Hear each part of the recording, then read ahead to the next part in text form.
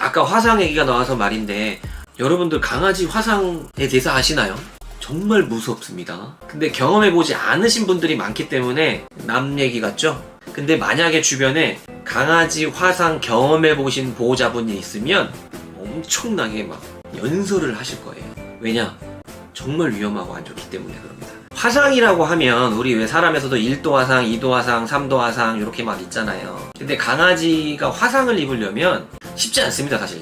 실제 화상은 어떤 경우에 주로 입냐면 우리 사람들이 예를 들어서 뭐 라면 끓여가지고 라면 물 이렇게 넣다가 흘렸는데 밑에 강아지 등에다가 휙 쏟을 때 뜨거운 물을 흘리거나 우리가 찌개 같은 거, 국 같은 거 흘리거나 어떤 경우도 실제로 저희 병원에 온 경우도 있냐면 보호자분들이 바닥에 이제 그 상을 펴놓고 식사를 하려고 이제 찌개를 이렇게 냄비채 이렇게 끓여가지고 놔뒀는데 잠깐 뭐 컵을 가지러 이렇게 간 사이에 고양이가 발을 그 찌개 안에 넣어가지고 발에 화상. 이런 경우는 사고이기 때문에 뭐 사람에서 어린 아이든 뭐 강아지든 고양이든 누구든 다 생길 수 있는 화상입니다. 지금 제가 말씀드리려고 하는 건 뭐냐면 우리가 아는 그런 뜨거운 거에 의한 화상이 아니라 저온 화상.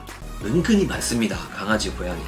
근데 문제는 뭐냐면 화상이라고 할 때는 우리가 치료하는 방법이 딱 정해져 있어요. 화상이라고 하면은 그것도 사실 피부에 있어서는 응급이거든요. 빨리 해줘야 되는 부분들이 있는데 저온 화상인 경우에는 이게 화상인 줄 모릅니다. 보호자분들한테 막 물어봐도 우리 뭐 뜨거운 거 뭐 한 거 없는데요? 몰라요. 그리고 수의사 선생님도 상처난 부위를 보고 이거 저온 화상이구나 예상할 수 없습니다. 그렇기 때문에 이게 방치가 되었다가 결국 나중에 피부가 괴사가 되고 피부가 다 떨어져 나가고 나중에 이만한 흉터가 생깁니다. 그게 저온 화상입니다.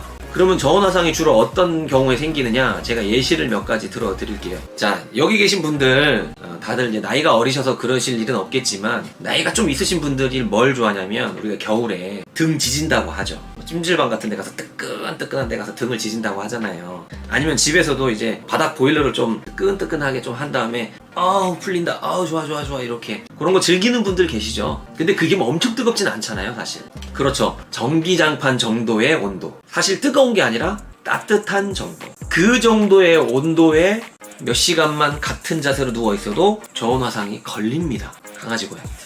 맞습니다. 핫팩 위험합니다. 애들 추운 거 같아가지고 핫팩 같은 거 이렇게 계속 같은 자세로 대준다든가 그냥 온돌방에 있어도 걸릴 수 있어요. 근데 대부분 아이들은 본인이 조금 좀 뜨끈뜨끈한데 그러면 자리를 옮기거든요, 보통은. 근데 그렇지 않은 아이들이 가끔 있잖아요. 좀 나이가 좀 많아가지고 귀찮아서 움직이는 거 별로 안 좋아하는 아이들도 있고요. 몸이 좀 안 좋거나 뭐 수술했거나. 안타깝지만 저온 화상이 어떤 경우에 발생해서 병원에 자주 오는지 제가 실제 있었던 케이스들을 말씀을 해드리려고 해요.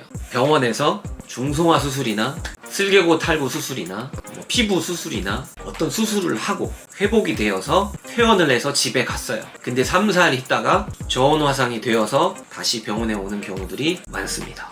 왜 그럴까요? 우리 애가 수술하고 왔단 말이에요. 그럼 보호자분들이 애들 갔다 오니까 막 떨어요. 막 힘들어 보여요. 그러면 막 따뜻하게 해주신단 말이에요. 따뜻하게. 그런다고 막 전기장판도 틀어주고 막 보일러도 올려주고. 근데 애들은 수술하고 왔으니까 거동도 불편하니까 가만히 있어요, 그 자세로.